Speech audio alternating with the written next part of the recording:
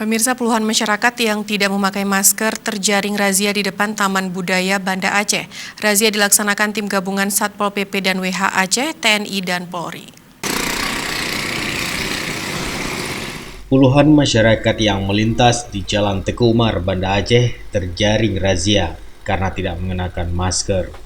Masyarakat yang terjaring razia tersebut didata dan diberikan peringatan. Selain itu, mereka juga dikenakan sanksi sosial seperti membaca surat-surat pendek Al-Quran dan menyanyikan lagu nasional. Jika mengulangi lagi, para pelanggar tersebut akan dikenakan sanksi kerja sosial berupa membersihkan fasilitas umum atau menyapu jalan. Ke depan, warga yang melakukan pelanggaran tidak mengenakan masker dan melanggar protokol kesehatan akan dikenakan sanksi administratif berupa membayar denda.